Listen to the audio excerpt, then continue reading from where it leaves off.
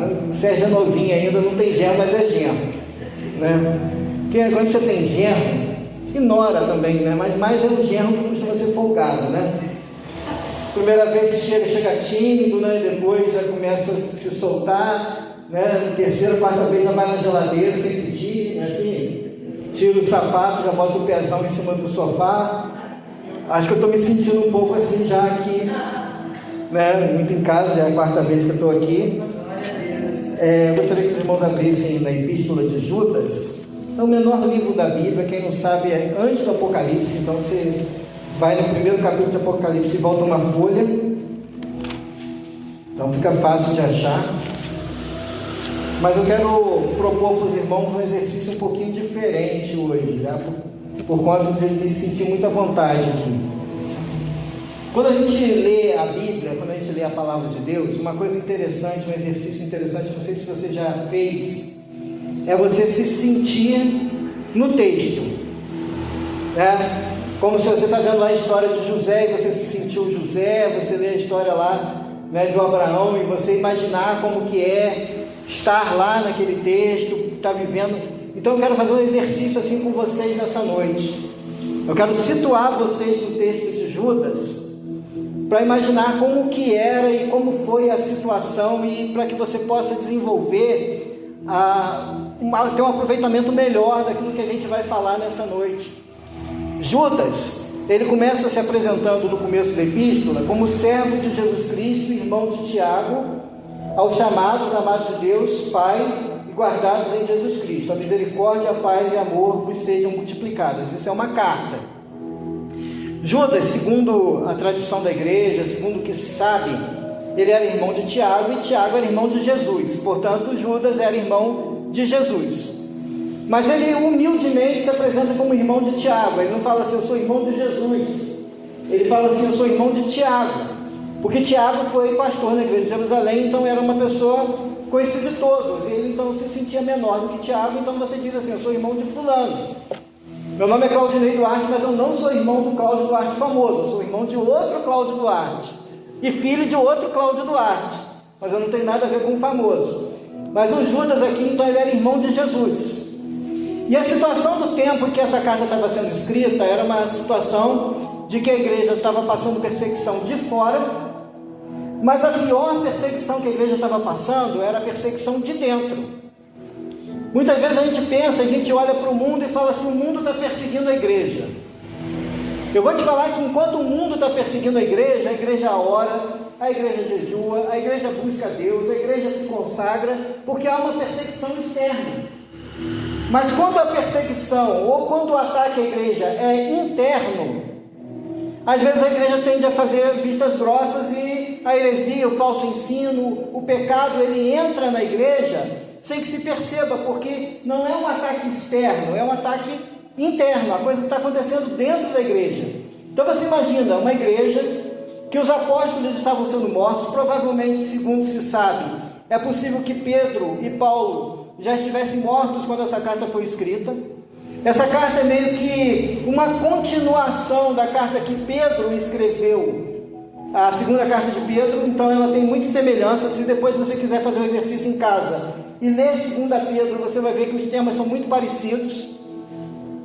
E então, você imagina, então esse é o exercício que eu quero trazer para a gente nessa noite. Imagina que você é essa igreja, que está sofrendo perseguição lá fora, mas por outro lado está cheio de confusão dentro da igreja, está cheio de falso ensino dentro da igreja, cada um falando uma coisa, cada um ensinando uma coisa, gente ensinando que não tem problema, você dá seu jeitinho igual o povo do mundo.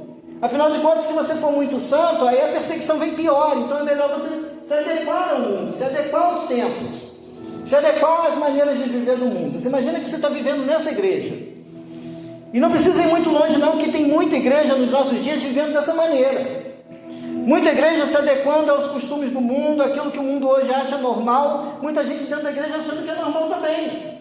Então imagina que você está vivendo dentro dessa igreja, e de repente alguém fala assim, está chegando uma carta de Judas, irmão do Senhor. Então nós somos hoje essa igreja, que está recebendo a carta de Judas, irmão do Senhor, para tentar dar um jeito nessa confusão toda que está no meio da igreja. Imagina então que essa carta não é para os irmãos que estavam 2000 anos atrás lá. Imagina que essa carta é para nós. Imagina que nós estamos no meio dessa confusão. Talvez, em nome de Jesus, a gente não está nesse lugar, nessa confusão, mas tem muita igreja, talvez na nossa cidade, no nosso estado, muita gente vivendo isso aí. Essa confusão de que o mundo entrou de várias maneiras, falsos ensinos. É só você ir para a internet e você vai ver gente pregando as coisas mais absurdas do mundo. Você hoje em dia não pode mais chegar para a pessoa e falar assim: olha, eu estou te dando aqui um folheto, a palavra de Deus, procura uma igreja evangélica na frente da sua casa. Eu lembro que antigamente, o pastor da igreja de Nova Vida tinha um programa de rádio, final da noite, no domingo, e ele dava a palavra lá e tal, e ele falou assim: agora você procura uma igreja evangélica mais perto da sua casa. A gente não pode fazer mais isso, porque debaixo do guarda-chuva evangélico hoje em dia tem muita coisa estranha. Então, seguindo aqui, ele começa a falar, eu não vou ler os primeiros versículos, ele vai falar sobre falsos ensinos, vai falar sobre falsos mestres, vai falar sobre questões espirituais, e aí o nosso texto ele começa no versículo 16, que é onde a gente vai começar a tratar com a igreja. Já que você se situou que a carta é para você, e é como se você tivesse no momento em que essa carta foi lida pela primeira vez.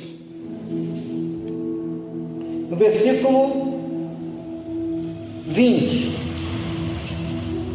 vós, porém, amados, edificando-vos na vossa fé santíssima, orando no Espírito Santo, guardai-vos no amor de Deus, esperando a misericórdia de nosso Senhor Jesus Cristo para a vida eterna. E compadecei-vos de alguns que estão na dúvida, salvai-os, arrebatando-os do fogo. Quanto a outros, sede também compassivos em temor, detestando até a roupa contaminada pela carne. Ora, aquele que é poderoso para vos guardar de tropeços e para vos apresentar com exultação, imaculados diante de sua glória, ao único Deus, nosso Salvador, mediante Jesus Cristo, Senhor, nossa glória, majestade, império e soberania, antes de todas as eras, e agora e por todos os séculos. Amém. Então nós vamos fazer de conta que essa carta está sendo lida, e algumas perguntas nós podemos fazer nesse texto. A primeira coisa: mas vós, amados, edifiquem-se uns aos outros em sua santíssima fé e orem no poder do Espírito Santo. Então a primeira pergunta que a gente pode fazer aqui, se alguém estivesse lendo a carta, fala assim: eu não entendi. Como nós podemos edificar uns aos outros? Então imagina que a gente vai trabalhar essa palavra essa noite com perguntas e com respostas. Então a gente está lendo a carta e a gente vai ter perguntas e a gente vai ter respostas. A primeira pergunta que a gente tem: como podemos edificar uns aos outros? E aí a resposta vai ser dada em 1 Tessalonicenses 5, 12 a 15, que vai dizer assim: primeiro, honrando os líderes da igreja.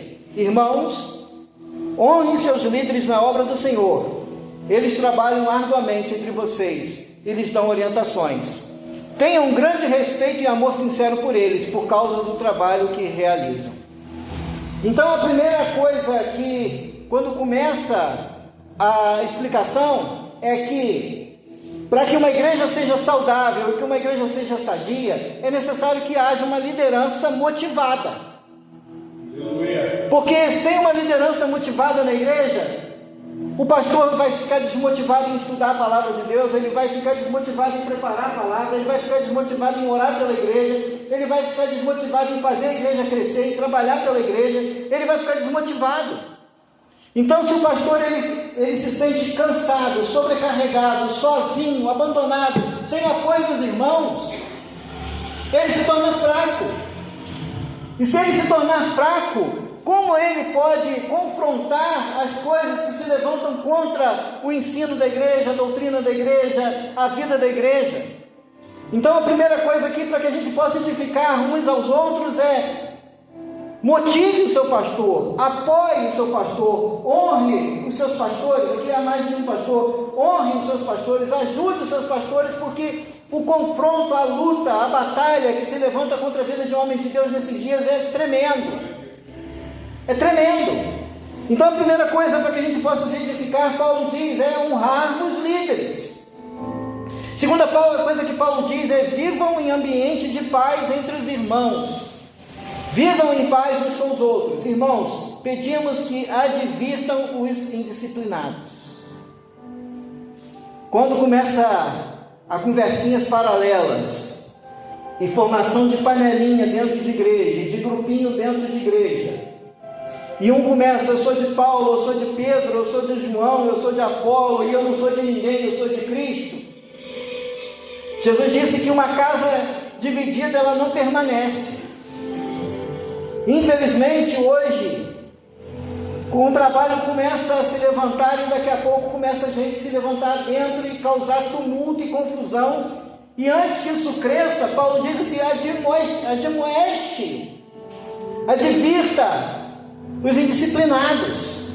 É a mesma coisa que Judas vai estar falando aqui: olha, não deixe criar no meio da igreja esse tipo de divisão, não deixe criar no meio da igreja esse tipo de situação.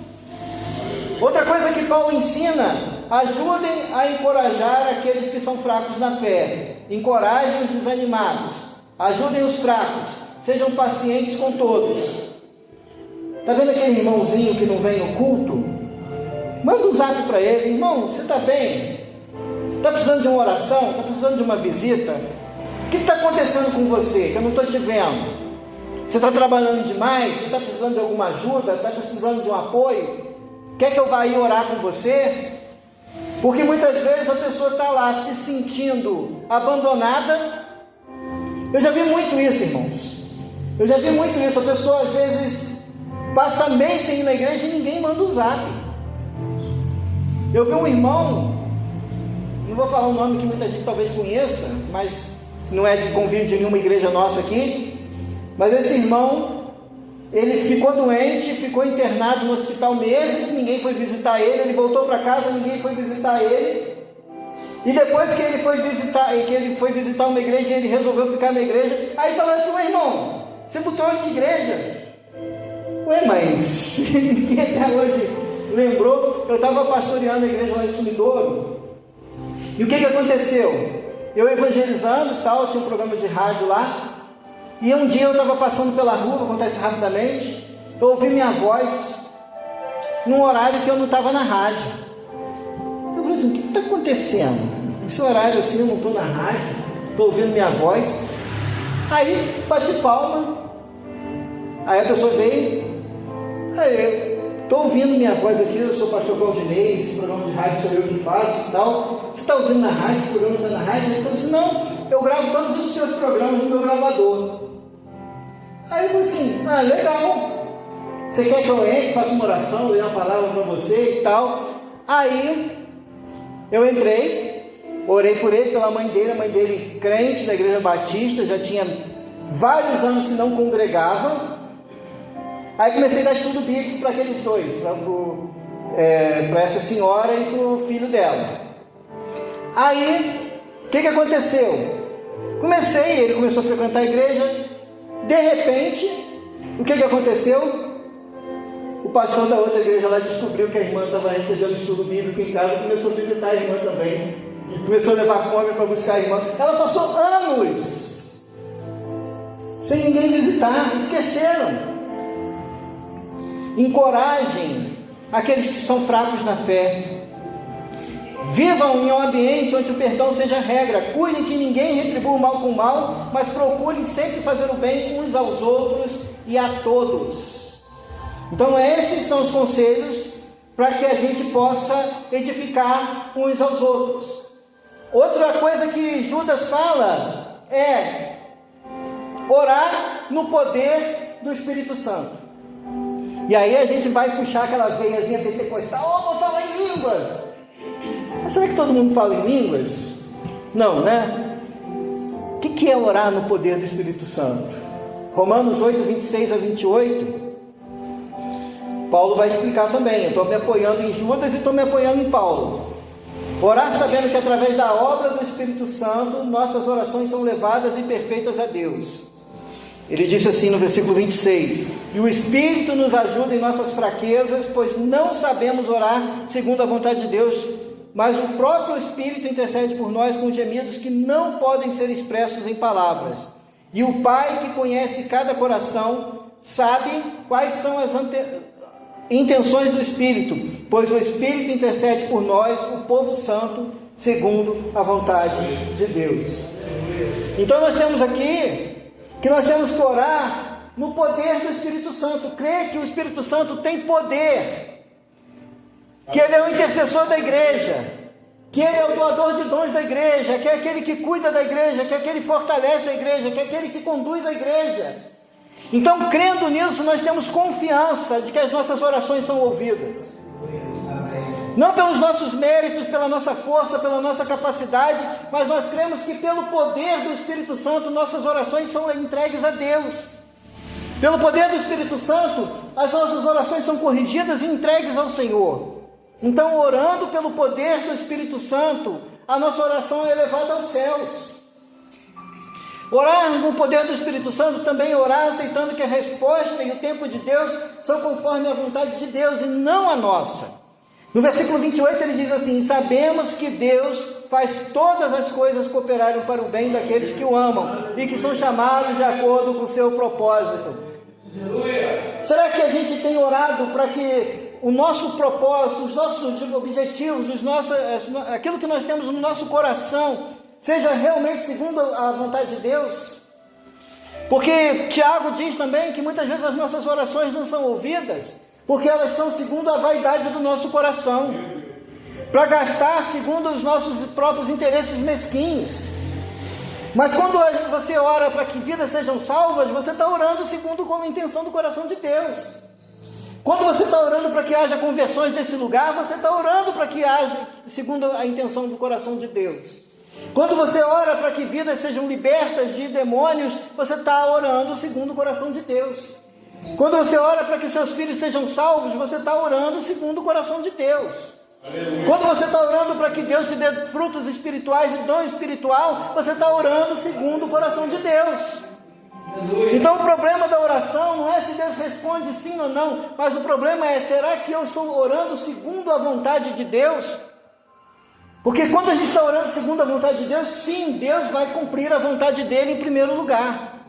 Então a gente precisa alinhar a nossa vontade com a vontade de Deus, sabendo que muitas vezes é aquilo que para a gente parece que no momento é ruim, mas é o tratar de Deus nas nossas vidas.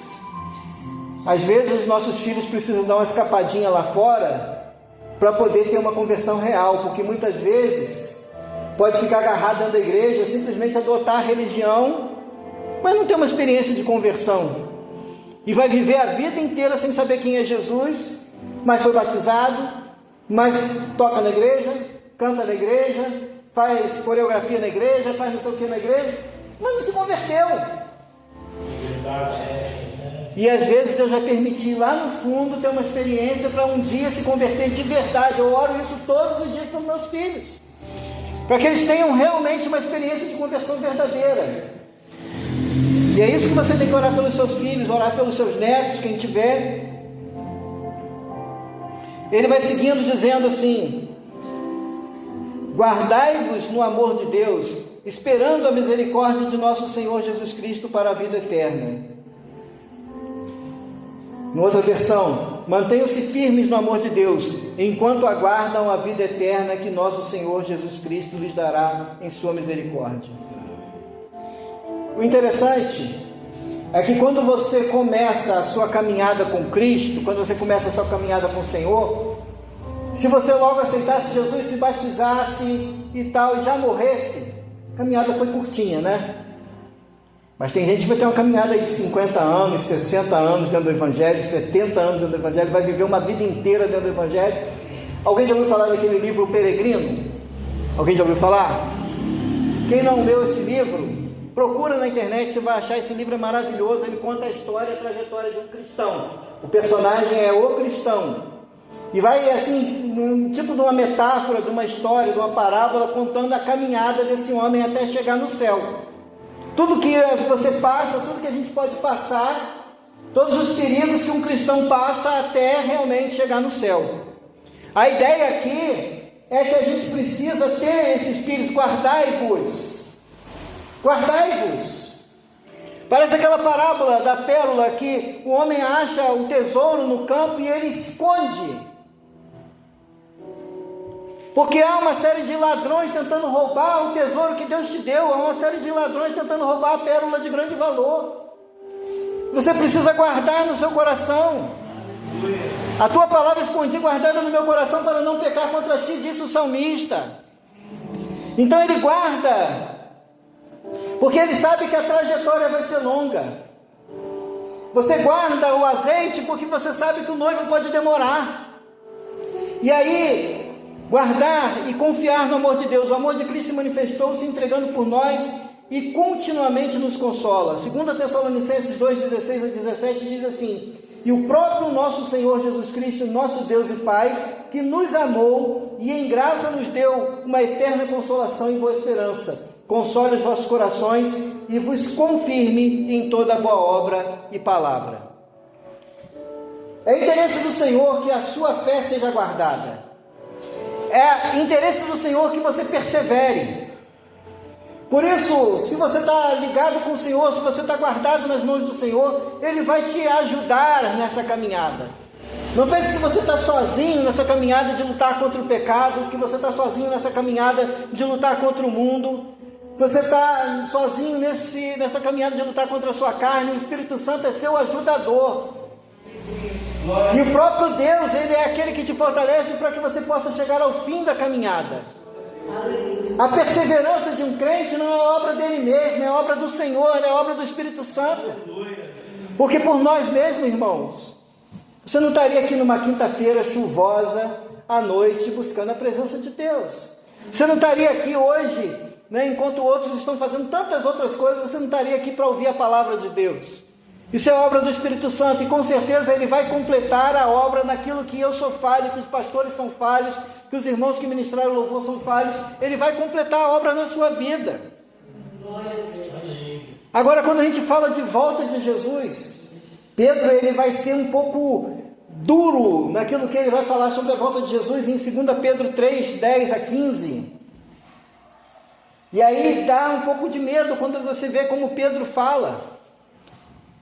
Que primeira coisa que ele diz: o dia do Senhor, porém, virá como ladrão. Os céus desaparecerão com um grande estrondo, e os elementos serão desfeitos pelo calor, e a terra, e tudo que nela há será desnudada. Ou em outra versão, destruído.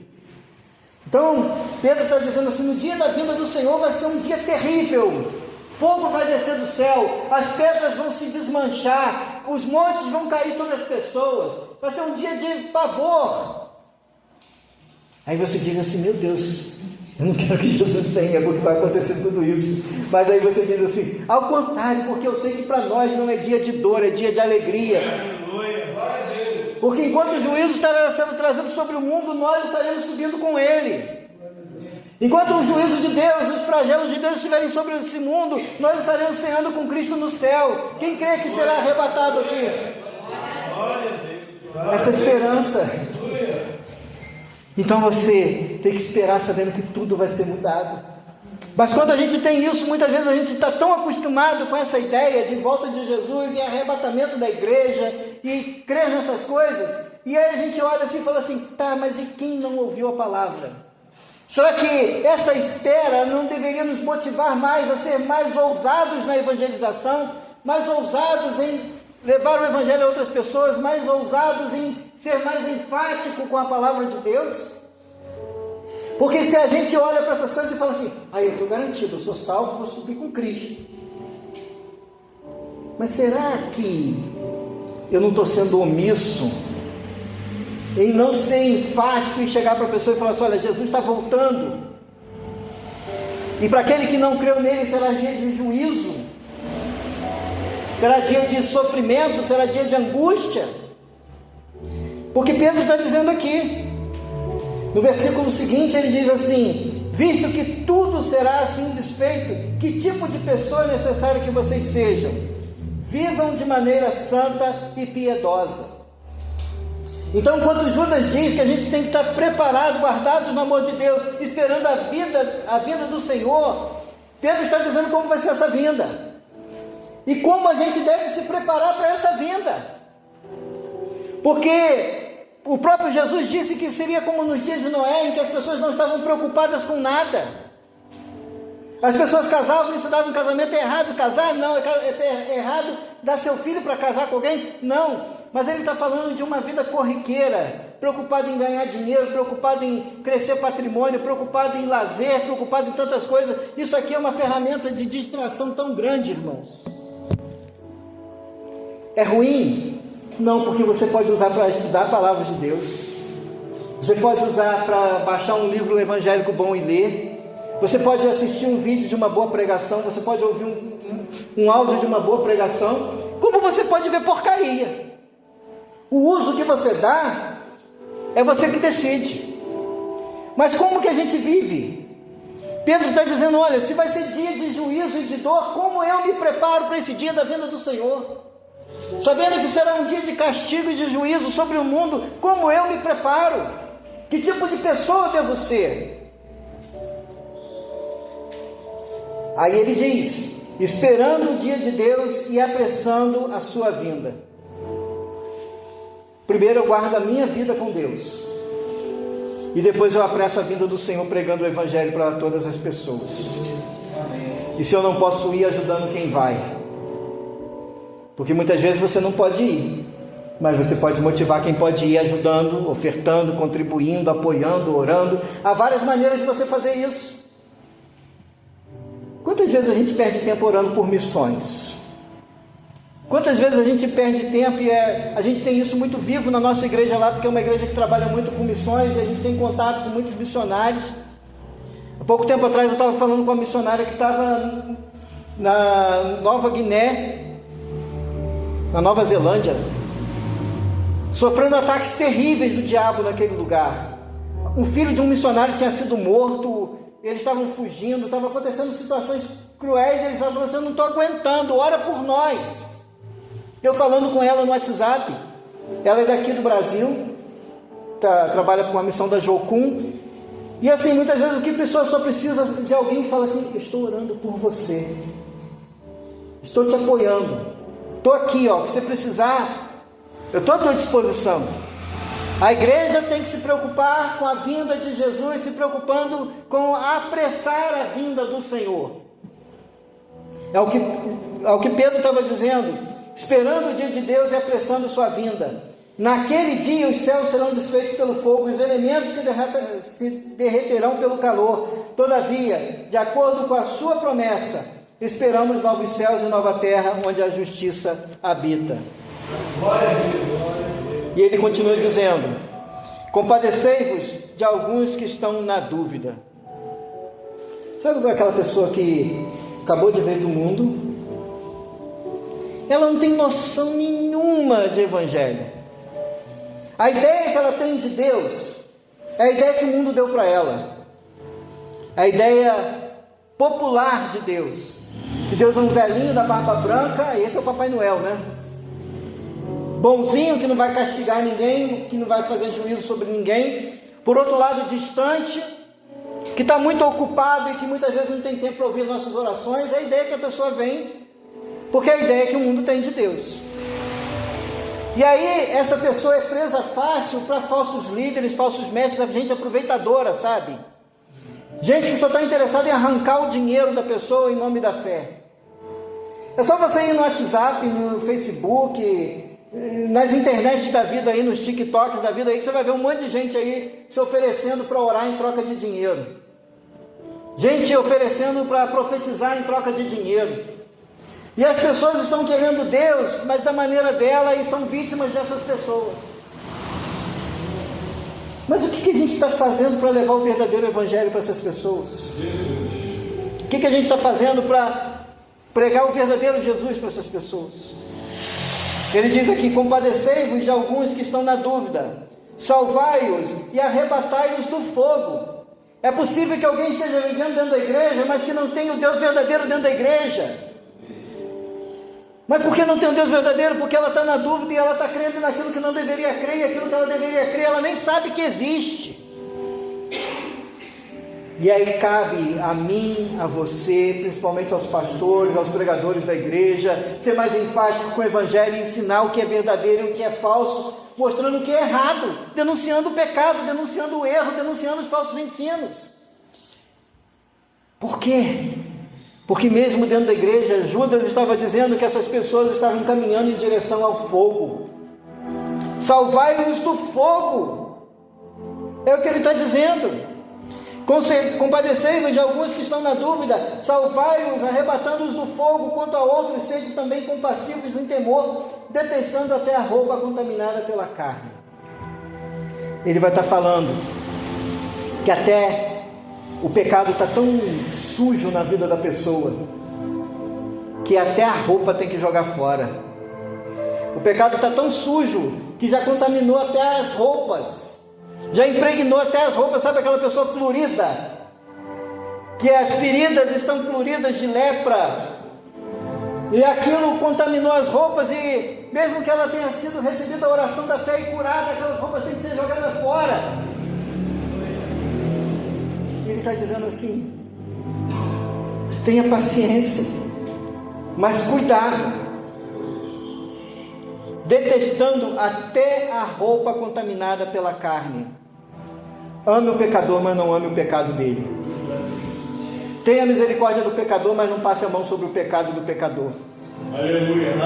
Porque ele só pode ser salvo se ele tirar as roupas contaminadas pelo pecado e colocar vestes brancas do Espírito Santo. E ele continua dizendo, ora, aquele que é poderoso para vos guardar de tropeços e para vos apresentar com exultação imaculado diante da glória. Quem é esse? Jesus, ao único Deus. Esse versículo 25 de Judas, eu amo demais esse versículo. Aliás, o 24 e o 25 eu amo demais esses versículos. Ao único Deus, nosso Salvador, mediante Jesus Cristo, Senhor nosso, glória, majestade, império, soberania, antes de todas as coisas, e eras, e agora, e por todos os séculos, amém. Então, nós como igreja, e Judas estava dizendo, quem Jesus era, quem o Pai era, quem o Espírito Santo era, a Trindade está aqui representada nesses versículos. É Deus que nos amou, é Jesus que deu a sua vida, é o Espírito Santo que nos consola e que nos conforta e que nos conduz à salvação. Então, a salvação é obra de Deus. Mas não só de Jesus, do Pai também, mas não só de Jesus e do Pai, do Espírito Santo também.